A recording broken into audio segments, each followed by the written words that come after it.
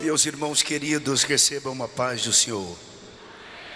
Evangelho de Jesus, segundo escreveu João, capítulo de número 3, versículo de número 16. Evangelho de João, capítulo de número 3, versículo de número 16. Porque Deus amou o mundo de tal maneira que deu seu Filho unigênito, para que todo aquele que nele crê não pereça, mas tenha a vida eterna. Por favor, por duas vezes, vamos juntos? 3, 2, 1. Porque Deus...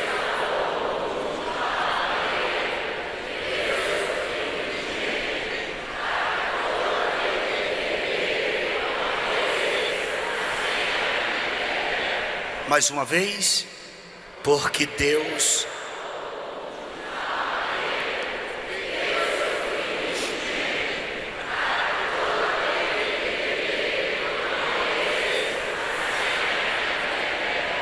Amém. Por favor.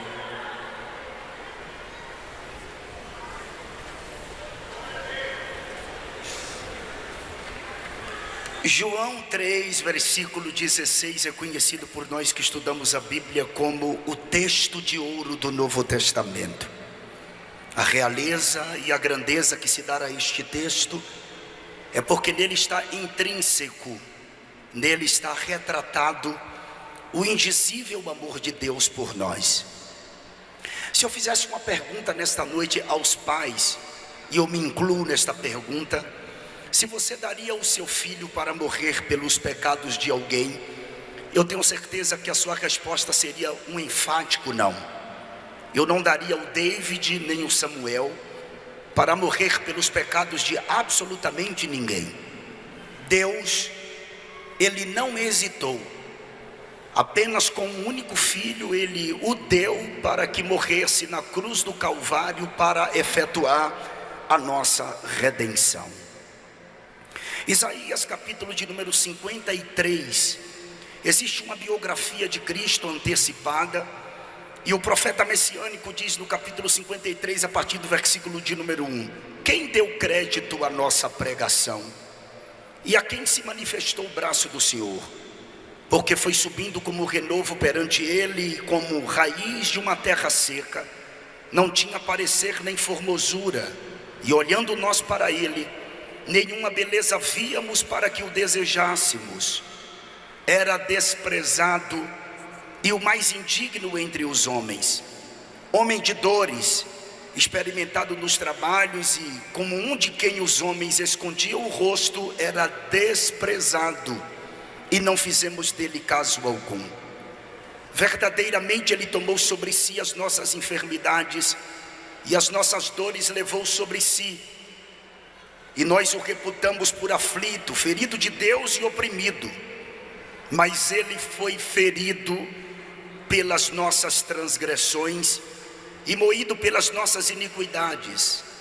O castigo que nos traz a paz estava sobre ele, e pelas suas pisaduras fomos sarados. Todos nós andamos desgarrados como ovelhas, cada um se desviava pelo seu caminho, mas o Senhor fez cair sobre ele a iniquidade de nós todos. Ele foi oprimido, mas não abriu a boca. Como um cordeiro foi levado ao matadouro, e como a ovelha muda perante os seus tosquiadores, ele não abriu a boca. Da opressão e do juízo foi tirado. E quem contará o tempo da sua vida? Porquanto foi cortado da terra dos viventes, e pela transgressão do meu povo foi ele atingido. E puseram a sua sepultura com o ímpio e com o rico na sua morte. Porquanto nunca fez injustiça, nem houve engano na sua boca. Todavia, ao Senhor agradou moê-lo, fazendo-o enfermar. Quando a sua alma se puser por expiação do pecado, verá a sua posteridade, prolongará os dias, e o bom prazer do Senhor prosperará na sua mão. 750 anos mais tarde, nasceu Jesus em Belém. Todo mundo sabe que ele nasceu em Belém. Ele foi criado na pobre e miserável Nazaré.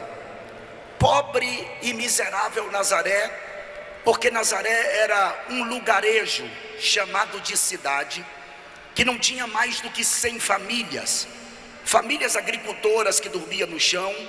Isso significa dizer que Nazaré não passava de 300 habitantes. Foi exatamente neste lugar que Jesus foi criado.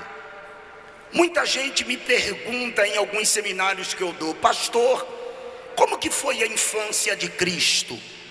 Por que a Bíblia omite a infância de Cristo? Só fala apenas quando ele tinha 12 anos de idade, que ele pregou no templo. Existe um propósito para isto? Não existe propósito absolutamente nenhum em a Bíblia omitir a infância de Cristo. E isso porque a infância de Jesus foi como a infância de todo garoto judeu, assim como a sua adolescência, assim como a sua juventude. Com 5 anos de idade, era o período em que o menino passava por um outro ciclo de vida, ou ele entrava num novo ciclo. Ele começava a estudar os 5 primeiros livros da Bíblia: Gênesis, Êxodo, Levítico, Número e Deuteronômio. Quando ele completava 10 anos, ele já tinha decorado todos os 5 primeiros livros da Bíblia, e ele entrava num segundo ciclo de vida, onde nesse segundo ciclo de vida ele aprendia sobre os livros históricos, poéticos e proféticos. Quando o garoto completava 14 anos de idade, era o momento do garoto decidir acerca da sua vida. Ou ele iria aprender aos pés de um mestre, ou senão ele iria dedicar-se à profissão do seu pai. Como Jesus não tinha um mestre à altura para ensiná-lo, Jesus optou a dedicar-se à profissão do seu pai. Isso significa que Jesus trabalhou durante toda a sua vida com prego, martelo e madeira, os instrumentos da sua própria crucificação. Quando ele completa 30 anos de idade, ele coloca a sua caixa de ferramenta nos ombros, vai até o Rio Jordão. Lá é batizado pelo seu primo João Batista, e a partir de então dá-se início ao seu ministério. Quando Jesus começou a pregar, Jesus se estabeleceu na cidade de Cafarnaum, uma cidade naquela época considerada uma grande cidade, com cerca de 3.000 habitantes. Jesus não só passou a residir em Cafarnaum, como também Cafarnaum se tornou sede do seu ministério. Quando Cristo começa a pregar, várias invejas surgiram por conta das facções religiosas existentes naquela época. O Evangelho segundo escreveu Lucas, no capítulo de número 4, versículos 28 e 30, diz que na primeira pregação que Jesus fez, tentaram matá-lo. A verdade é que nos dias de Jesus existiam pelo menos 26 facções religiosas, mas a maior e mais implacável e contundente perseguição sofrida por Cristo foi por conta da cúpula judaica. A cúpula judaica era composta de 3 classes de pessoas que viviam interligadas entre si. Eram eles os escribas, os homens inteligentes daquela época, os chamados copistas da lei, os anciãos, que eram os homens dotados de caráter maduro, que tinham habilidade para aconselhar as pessoas que lhes procuravam, e os fariseus, que controlavam 60% do povo no quesito religião. Escribas, anciãos e fariseus formavam uma cúpula judaica. Cúpula esta que, desde que Cristo iniciou o seu ministério, de alguma forma planejaram, incitaram o povo a matar Jesus. Em Marcos capítulo de número 14, versículos 1 e 2, tem o plano para matá-lo. Olha o que está escrito: Faltavam apenas 2 dias para a Páscoa e para a festa dos pães sem fermento, e tanto os líderes dos sacerdotes como os professores da lei procuravam um meio de prender Jesus à traição e matá-lo. No capítulo de número 12, versículo 14 do Evangelho segundo escreveu Mateus, tem uma conspiração para matá-lo. Diante disso, saíram os fariseus e começaram a conspirar sobre como poderiam matar Jesus. Em João capítulo de número 11, versículos 47 a 51, o sumo sacerdote Caifás assegura que Cristo morreria pelo povo, e está escrito no versículo 46 de João 11: mas alguns deles foram contar aos fariseus o que Jesus tinha feito. Então o chefe dos sacerdotes e os fariseus convocaram uma reunião do sinédrio. O que estamos fazendo? Perguntaram eles. Aí está esse homem realizando muitos sinais milagrosos.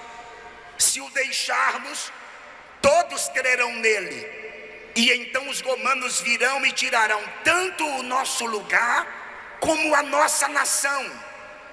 Então um deles, chamado Caifás, que naquele ano era o sumo sacerdote, tomou a palavra e disse: nada sabeis? Não percebeis que vos é melhor que morra um homem pelo povo e que não pereça toda a nação? Ele disse isso não de si mesmo, mas sendo sumo sacerdote naquele ano, profetizou que Jesus morreria pelo pecado da nação. A verdade é que todas as vezes que tentaram prendê-lo, não conseguiram, porque ainda não havia chegado a hora de Cristo. Mas ele sabia que seu momento iria chegar, e esse momento foi um momento chamado de Pessa, é a Páscoa do povo judeu. Jesus reúne-se com os discípulos, serve a última ceia, e a Bíblia diz no Evangelho segundo escreveu Marcos, no capítulo de número 14, que depois que Jesus serviu a ceia, Judas levantou-se da mesa, no intuito de traí-lo. Jesus sabia que iria passar por uma madrugada de interrogatório, sabia que iria sofrer na casa do sacerdote, da casa do sumo sacerdote, mas mesmo assim, antes de se levantar da mesa e ir para o monte orar, a Bíblia diz que Jesus cantou um hino. Isso mesmo, Jesus cantou um hino. Quando ele sai dali da mesa da ceia, ele vai para o Getsêmani com os discípulos. A Bíblia diz que foram apenas Pedro, Tiago e João. O capítulo 23 do Evangelho segundo escreveu Lucas diz que quando Jesus chegou no monte, ele olhou para os discípulos e disse-lhes no versículo 40: orai para que não entreis em tentação. E apartou-se deles cerca de um tiro de pedra, mais ou menos 20 a 30 metros, e pondo-se de joelhos, orava. A oração de Jesus no versículo 42 de 23 de Lucas diz que ele orava assim: Pai, se possível, passa de mim este cálice, todavia não seja feita a minha vontade, mas a tua. Quando Jesus está orando ao Pai: Pai, se possível for, passa de mim este cálice, aqui implica alguma coisa a respeito da cultura dos dias de Jesus. Quando alguém era condenado à cruz, a família do condenado passava pela vergonha do vitupério. A casa da família do condenado à cruz era queimada a fogo. A partir de então, o pai do condenado seria exposto à vergonha mais intensa dentro da sociedade. E Jesus aqui está como um homem, e quando ele diz: Pai, se possível, passa de mim este cálice, ele está dizendo ao Pai: eu não quero que você passe pela vergonha, todavia não seja feita a minha, mas a tua vontade. Naquele instante apareceu um anjo do céu que ele confortava. E enquanto o anjo confortou Jesus, logo depois ele começa a entrar em agonia. O versículo 44 diz que ele orava tão intensamente que o seu suor começou a se tornar em grandes gotas de sangue que corria até o chão. E Jesus começa a passar por aquele fenômeno chamado de hematidrose. Isso mesmo, hematidrose. A hematidrose só acontece em questões excepcionais. Não acontece com qualquer momento, com qualquer indivíduo. Diz que na história apenas 3 pessoas sofreram de hematidrose.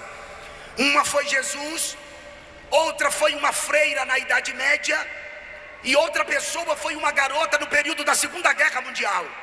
Na história não registra outras pessoas que sofreram de hematidrose. E a pessoa, para sofrer de hematidrose, quando as glândulas sudoríparas são rompidas, para que o seu suor fique pigmentado com sangue, é preciso uma questão excepcional, provocado por uma fraqueza física, acompanhado de um abatimento moral violento, causado por uma profunda emoção, um profundo medo, um terror.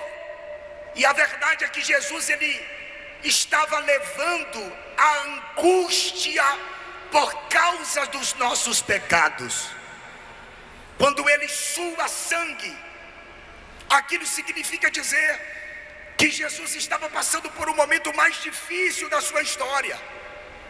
Depois Jesus se levanta e ele vai até os discípulos que estavam distantes dele cerca de 20 a 30 metros. E ele encontrou os discípulos dormindo e ele perguntou: não podeis velar comigo sequer uma hora? Por que os discípulos estavam dormindo, pastor? Por causa do mundo espiritual. Eu creio que isso já aconteceu com você alguma vez. Você dobrou seus joelhos para orar e o diabo efetuou a operação céu de bronze, e parece que existe uma dificuldade de você se conectar com o trono, e muitas vezes você se pegou dormindo nos joelhos. O mundo espiritual estava em atividade. Não sou eu que estou dizendo, é a Bíblia. Porque logo depois da oração de Jesus, aparece Judas com a guarda sacerdotal para prendê-lo. Era noite.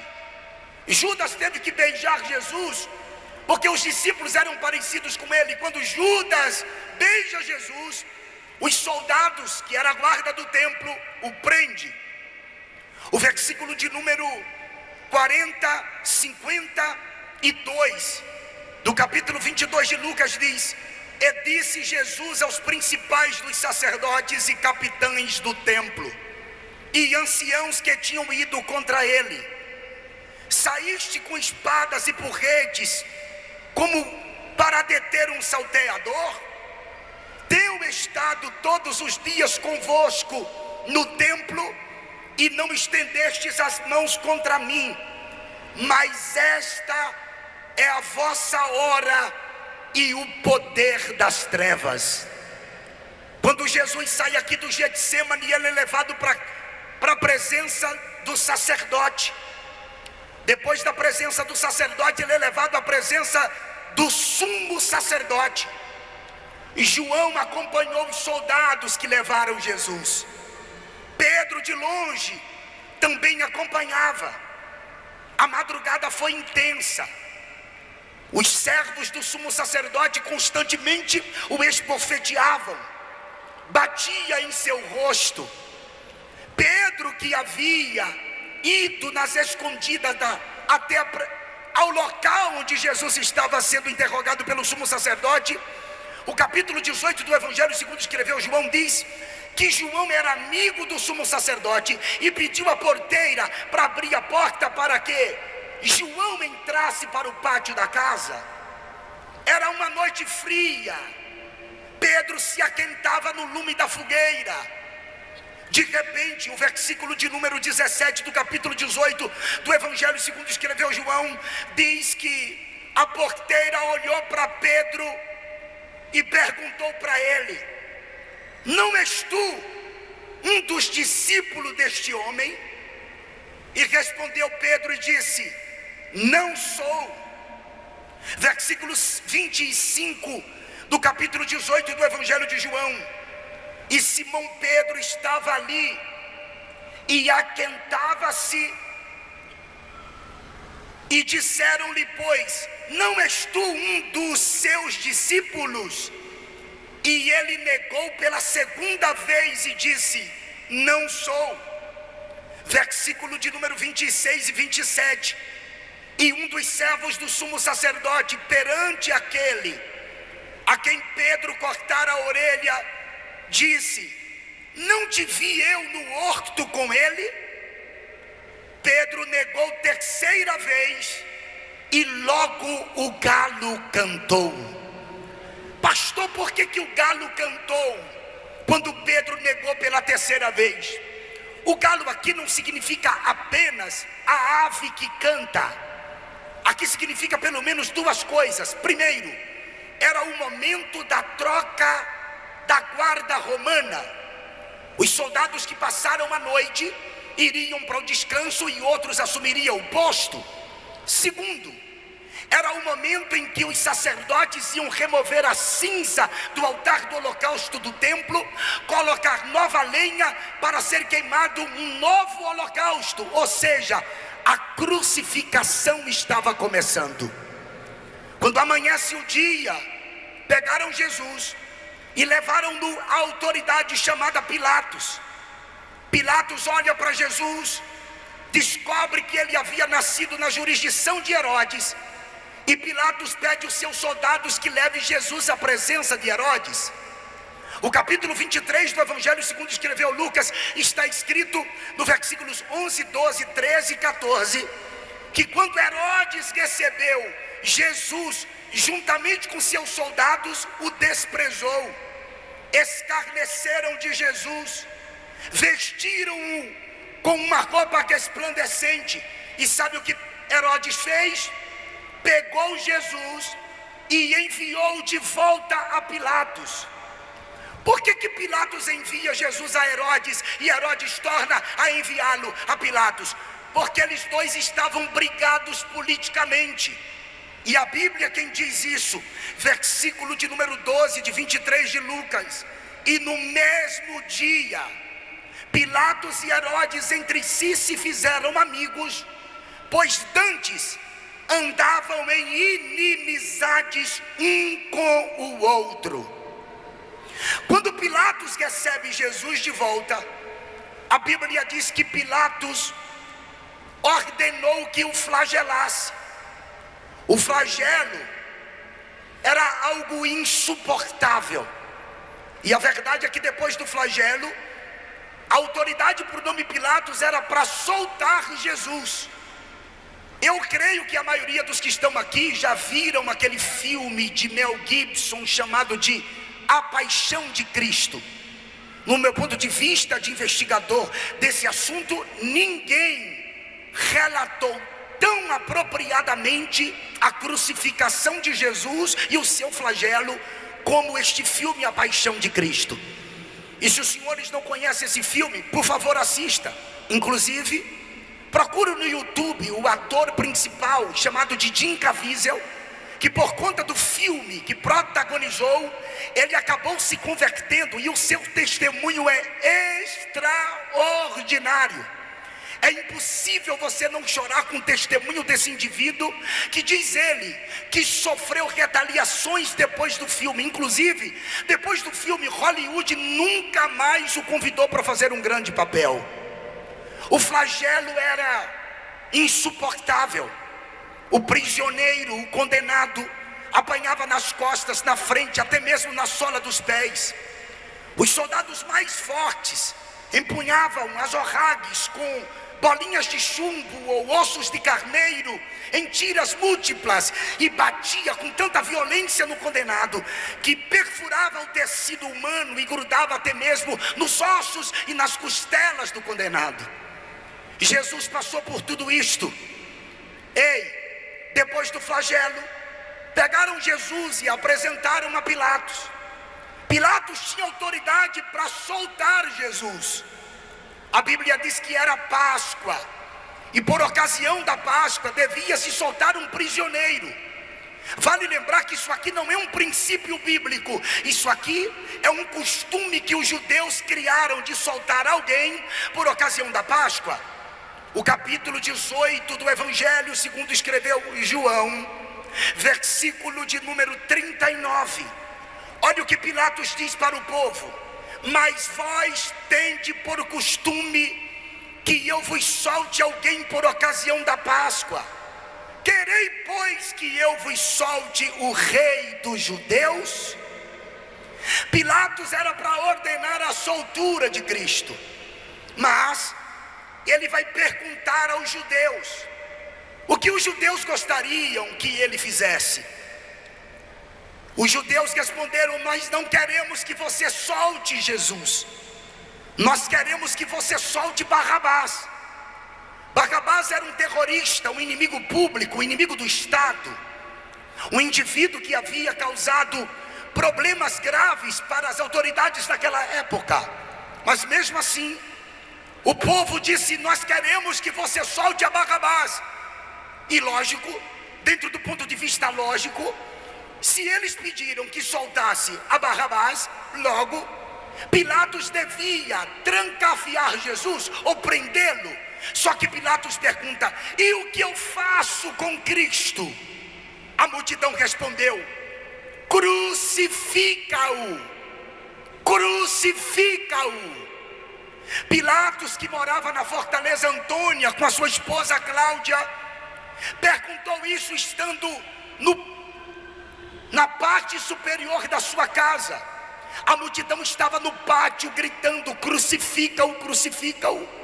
E Pilatos desce as escadas, vai até o pátio da casa, entrega Jesus no meio da multidão. Dali a multidão assumiu, pois agora Jesus é conduzido até o Gólgota. Da casa de Pilatos até o Gólgota era 1 hora, o indivíduo levando a cruz nas suas costas. A verdade é que não era uma cruz, senhores, e por favor, isso aqui é para que vocês entendam. Não era a cruz inteira, era o patíbulo. O patíbulo da cruz é a parte horizontal, onde se coloca as mãos. O estirpe da cruz, a parte vertical, ficava no monte. E por que não era a cruz inteira, pastor Denilson? Porque ninguém suportava o peso do estirpe e do patíbulo. Porque a cruz inteira pesava aproximadamente 140 quilos. Somente o patíbulo pesava em torno de 60 quilos. O indivíduo não tinha como levar em suas costas, e ele pega o patíbulo e ele vai caminhando em direção ao Gólgota. A multidão fez um corredor móvel até chegar no Monte Caveira. Enquanto ele caminhava, o povo chutava, esbofeteava-o, cuspia ali. Ele estava muito fraco, apático, ele estava com fome, com sede. A Bíblia diz que ele caiu algumas vezes. Teve um momento que ele caiu, que viram que ele tinha dificuldade de se levantar, e pegaram um homem por nome Simão de Cirene, ou Simão Cirineu, e constrangeram a levar a cruz. Isso aqui vale a sua vida, porque quando a gente não suporta levar a cruz, que está tão pesada, por favor, não desista, porque sempre aparece um Simão Cirineu para nos ajudar. Sempre o Espírito Santo está presente para nos dar uma mãozinha. Ele vai caminhando mesmo assim. Quando chega no monte, Deitaram Jesus no estirpe que estava no chão. Pegaram o patíbulo e prenderam no estirpe. E agora os pregos de 8 polegadas são pregados nas mãos de Jesus e nos seus pés. E depois que o prega na cruz, o levanta. E Jesus está no alto do madeiro. A multidão está ali em volta da cruz. É um pensamento meu, por favor, compreenda. Imagine Marta e Maria, uma segura na mão direita, outra na mão esquerda, e olhava para Lázaro e dizia assim: Lázaro, faça alguma coisa por ele, ele ressuscitou você no 4º dia. Imagine a filha de Jairo, que olhava para ele e dizia: pai, você é uma autoridade, você é um fariseu, ele me ressuscitou, faça alguma coisa. Mas ninguém tinha como livrá-lo daquela cruz. A situação dele era tão deplorável, que ele estava precisando fazer uma oração por aqueles que estavam escarnecendo dele. E ele estava um pouco pendido para frente. Seu oxigênio estava seu cérebro estava sem oxigênio. E ele precisava inspirar, encher o pulmão de ar, raciocinar, para ele poder fazer uma oração por nós. E como ele estava pendido para frente, ele pega pelos pregos, os pregos, e ele levanta o seu corpo, enche o seu pulmão de ar, oxigena o cérebro, e ele faz uma oração dizendo: Pai, perdoa-lhes, porque não sabe o que fazes. A mensagem desta noite, eu não sei se vocês já entenderam, não é uma mensagem de reteté. Esta é a maior mensagem da Bíblia. A cruz de Cristo. A mensagem de hoje é para você relembrar aquilo que ele passou, aquilo que ele viveu. Aleluia. Esses dias na internet, nas redes sociais, eu vi muitas pessoas comentando, por causa da escola de samba em São Paulo, Gaviões da Fiel. Inclusive deputados emitiram nota de repúdio, porque a Gaviões da Fiel colocou 2 atores, um representando Cristo e o outro Satanás. E Satanás pisava em Cristo, maltratava Cristo, chutava Cristo. E eu vi que muitas pessoas não entenderam absolutamente nada, ou melhor, não entendem nada da crucificação. Não foi o diabo quem pisou em Jesus, não foi o diabo que chicoteou Jesus, não foi Satanás quem pisou Jesus. Satanás, na verdade, não encostou um dedo em Jesus. Tudo quem fez foi o Pai. 53:10 de Isaías: ao Pai agradou moê-lo. Deus moeu, Deus castigou. O chicote foi do Pai, pastor. A ira foi do Pai. A cólera foi do Pai. O Pai foi quem fez aquilo com o Filho, e não o diabo. E por que o Pai fez? Porque se ele fizesse comigo e contigo, nós estaríamos perdidos. Por que ele fez com o Filho? Porque ele é justo, imaculado, santo, Cordeiro. E ele estava dizendo: eu vou chicotear meu filho, Eu vou derramar minha ira sobre meu filho. Eu vou bater no meu filho. Eu vou expor meu filho ao vitupério para salvar você, Neemias, para salvar você, Moisés, para salvar você, Peterson, para salvar você, Denilson. Pegue na mão de alguém, por favor, diga: ele fez isto por você. Fale para alguém, fala. Pega na mão de alguém, pega na mão de alguém, pega. Ele fez isto por você. Ele fez isto pelo senhor, pastor. Ele fez isto. Aleluia. Aleluia.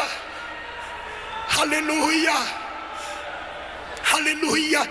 O diabo não encostou a mão nele. Pelo contrário, o diabo não queria que ele fosse para a cruz.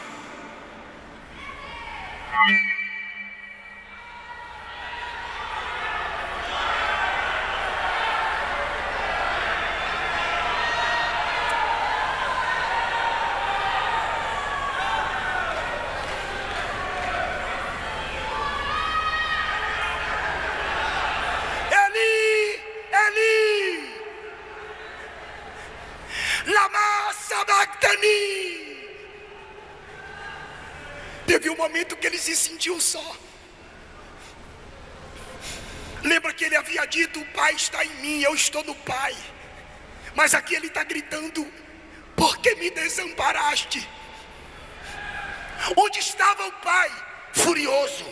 Salmo 18. O Pai está furioso. Salmo 18. O Pai está furioso porque quer tirar o filho da cruz, mas não pode. Os salmos falam de Cristo como nosso Salvador. O Salmo 41 é ele na ceia. O 22 ele está na cruz. O 16 ele está no túmulo. O 18 ele ressuscitou. O 24 que o pastor leu é ele voltando para a glória. No 22 está escrito, olha só o que está escrito no Salmo 22. O que o salmista está vivendo aqui é o que ele vive. Muitos touros me cercaram, fortes touros de Bazã me rodearam.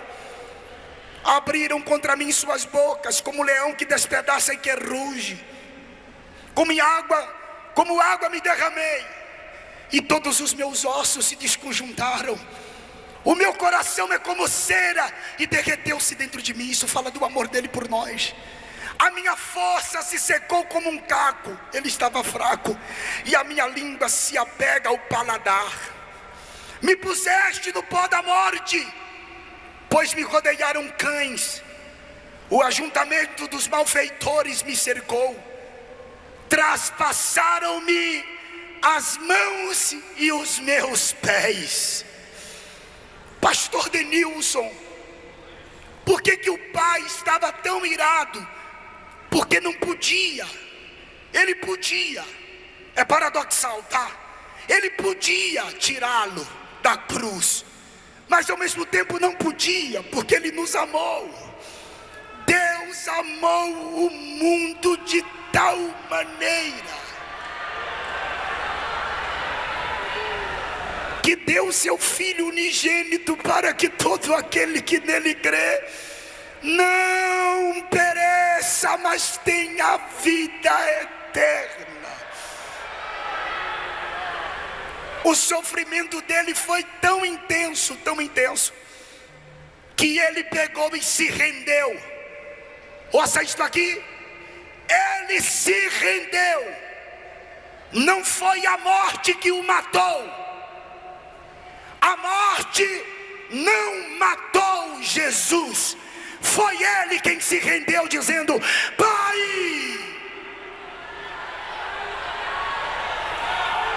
O reverendo Moon disse que veio para cumprir aquilo que Jesus não cumpriu, porque Jesus morreu em missão. Ele se enganou. Antes de morrer, Jesus gritou: Pai, está consumado.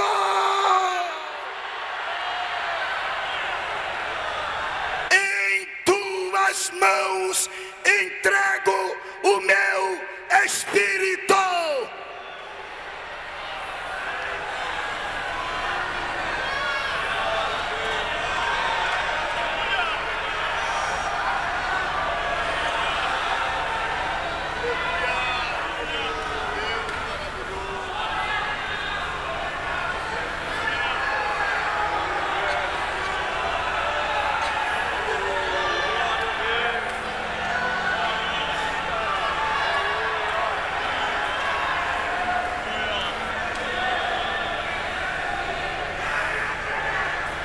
quando ele expirou, ele vai para o tabernáculo celestial. Hebreus 9, versículo 36, se não me falha a memória, ele precisa purificar o tabernáculo verdadeiro. E quando ele morre, que ele chega lá como sumo sacerdote, o véu do templo de 30 centímetros de espessura rasgou-se de alto a baixo. Ele estava dizendo: eu cheguei aqui, o caminho está aberto. Vocês... eu vou ter que pedir agora, levanta a mão para dar um grito de aleluia para o Cordeiro de Deus. O véu não rasgou para Deus sair, o véu se rasgou para eu entrar, para você entrar.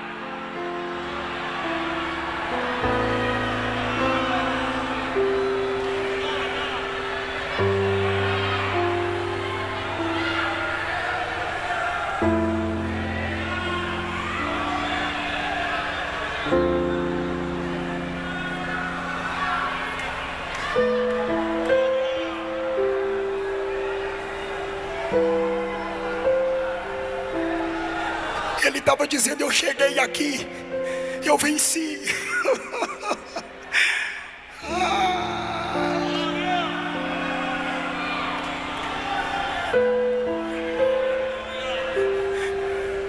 Pastor, mas e daí? Tem uma história tão linda. Se você quiser saber, você compra o meu livro Inferno, Ficção Realidade, que está ali fora, para você entender como foi que aconteceu depois. Eu corri muito. Ele muda as vestes porque ele tem que ir no mundo dos mortos. E bíblica e teologicamente é provado isso através dos tipos. Por que ele muda de roupa? Porque ele precisa ir no mundo dos mortos, no chamado de Hades. Ele vai anunciar sua vitória. Ele não prega o Evangelion, boas novas de salvação. Ele só anuncia. O seio de Abraão estava lá. Abraão, por que seio de Abraão? Por causa da esperança de Abraão. E por que estavam ali? Porque aqueles que morriam em Deus no Antigo Testamento não podiam subir, porque havia uma separação entre Deus e o homem. Mas agora o véu rasgou-se. Lembra do que Jesus disse ao ladrão da direita, o Dimas? Hoje estarás comigo no paraíso.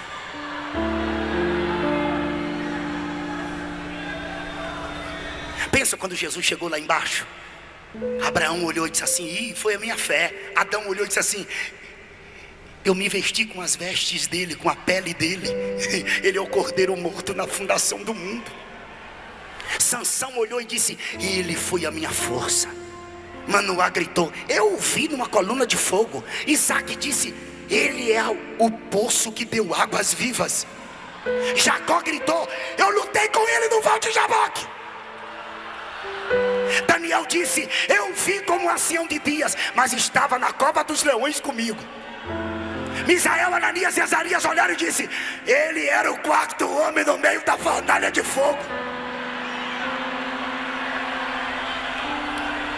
Ezequiel olhou e disse: ele é o rio que por onde passa os charcos de lodo são sarados e tem muitos peixes. Isaías gritou: ele é Emanuel, mas é maravilhoso conselheiro, Deus forte, Pai de eternidade.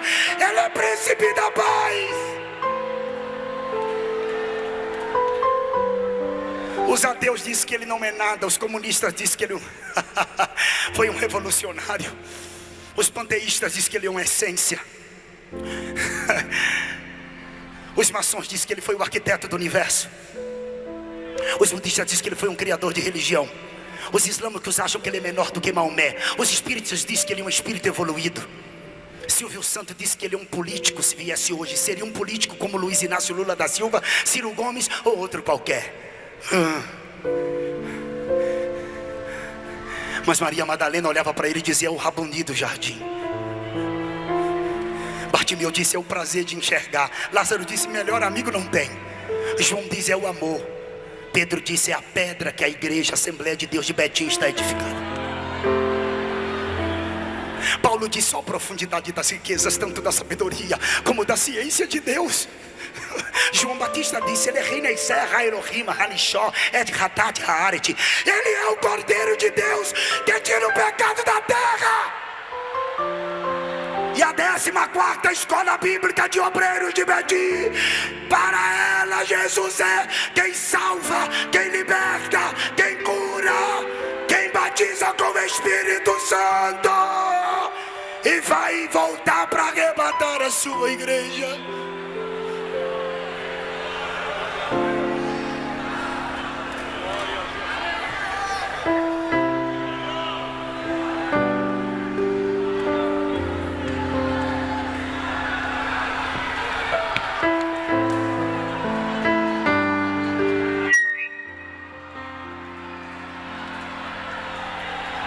Quem celebra Cristo nesta noite, levante a mão, levante a mão, levante a mão, levante a mão. Dá um grito de aleluia para o Cordeiro de Deus.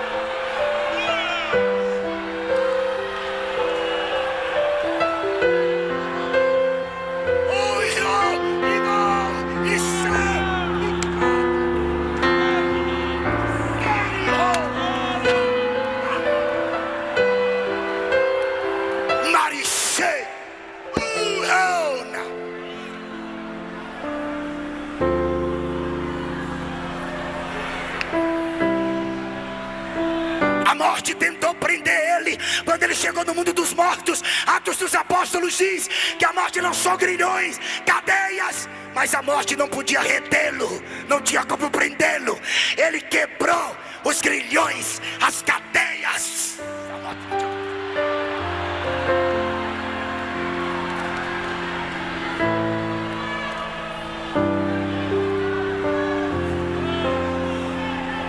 Pega na mão do crente aí, pega na mão do crente aí, pega. Fala, tudo isso ele fez por você, fala.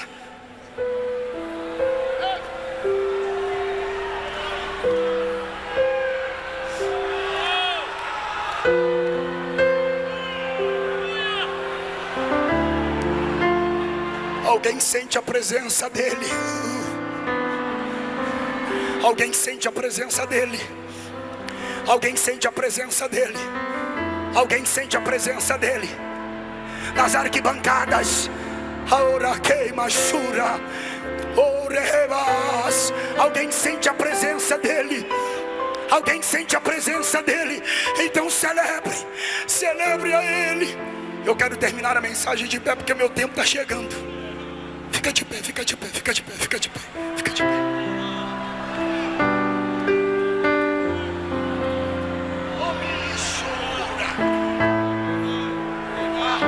Ah, tem uma graça aqui, tem uma graça aqui, tem uma...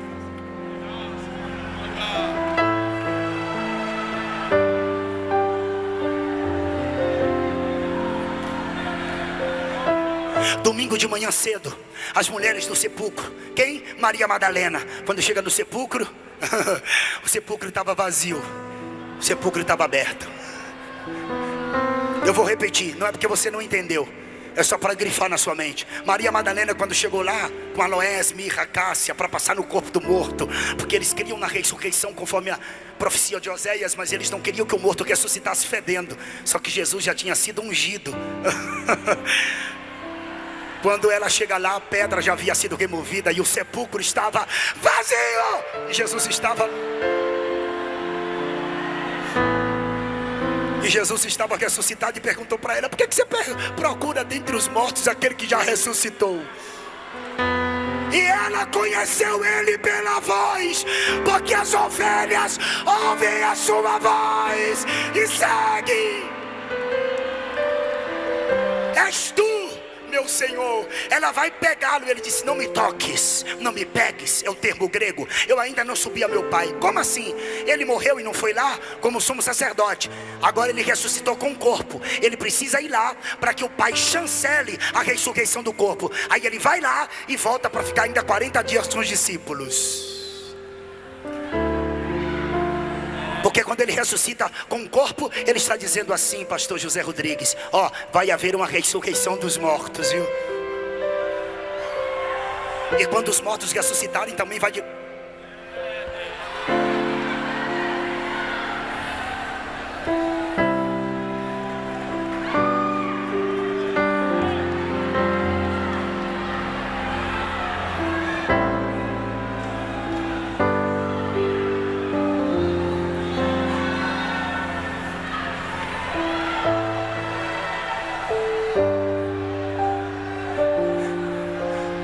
Vai e avisa para Pedro que eu estou vivo. Por que avisar para Pedro? Que Pedro havia negado.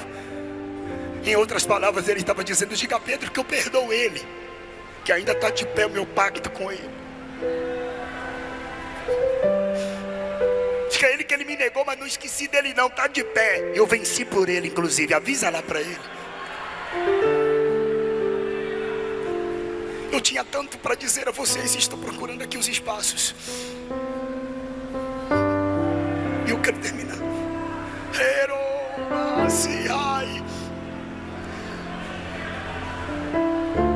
Alguém olhou para um pastor que estava participando de uma reunião de vários líderes de religião, e os líderes de religião sempre olhavam para o pastor e zombavam do pastor. E um deles perguntou: você fala tanto do teu Cristo que está vivo, mas teu Cristo, quando morreu, nem um sepulcro ele tinha para ele.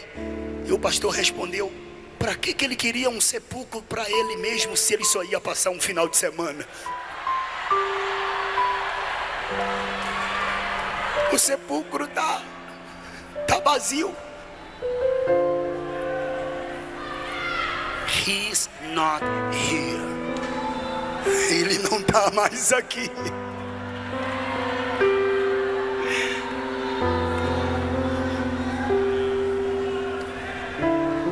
Deixa eu fazer uma pergunta.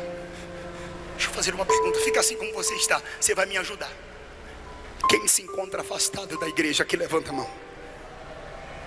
Faz assim: pastor, me afastei dos caminhos do Senhor. Faz assim: quero te ver. Quem aqui se afastou dos caminhos do Senhor e se encontra aqui? Faz assim com a tua mão para que eu possa te ver. Alguém? Levante uma das suas mãos para que eu possa te ver, por favor. O Espírito Santo está te chamando de volta. Vem, eu quero orar por você. Venha, venha. Glória a Deus.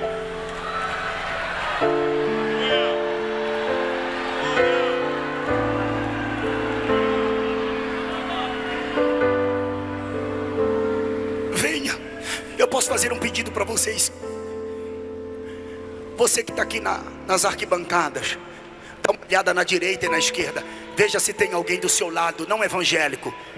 Quem não é evangélico aqui, levanta a mão. Quem não é? Quem não é evangélico? Quem aqui não é evangélico? Levanta a mão. Alguém? Alguém do seu lado? Por favor. Por favor, me ajude. Está vindo outro aqui.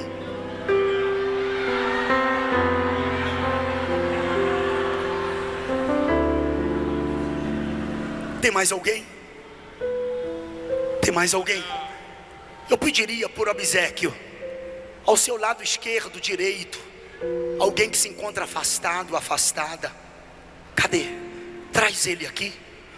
Eu quero orar por você. Vem. O Espírito Santo está te chamando. Vem. Vem. Vem, vem, vem, vem, vem, vem, vem. Ouvir o meu Senhor bater na porta e o meu coração queimou. Ouvir o meu Senhor bater na porta e o meu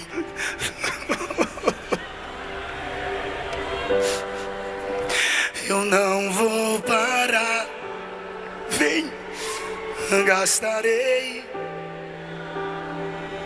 Traz, traz, traz. Traz ele, traz.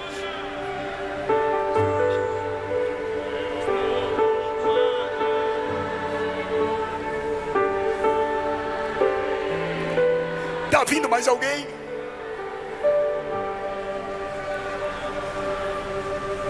Muitos querem suas mãos, nós queremos os seus pés. Muitos querem suas mãos, nós queremos seus pés. Deixa queimar, deixa queimar, deixa queimar, deixa queimar.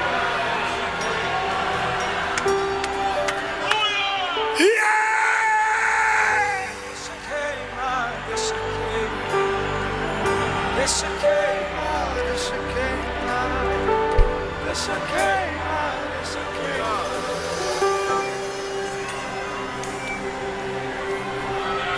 Laralá, laralá, larará, larará, larará, larará. Traz ele, traz ela, traz. Larará, larará, larará, Traz ela, traz ele. Eu espero 1 minuto.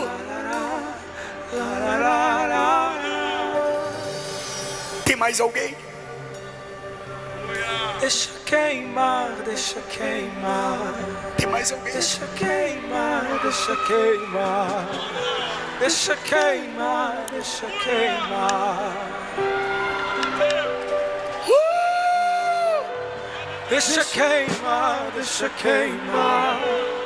Deixa Dá um grito de glória pra ele. Deixa queimar, deixa queimar. Ali, glória. Deixa queimar, deixa queimar. Deixa queimar, deixa queimar. Deixa queimar, deixa queimar. Tem mais alguém? Deixa queimar, deixa queimar. Deixa queimar, deixa queimar.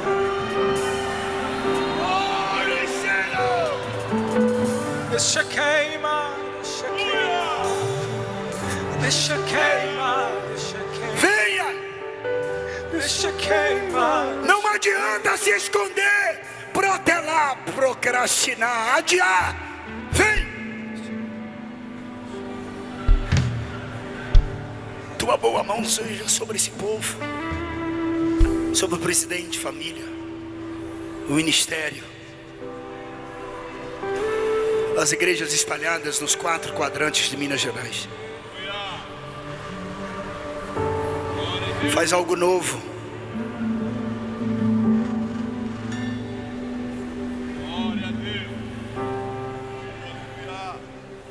Alarga as suas tendas.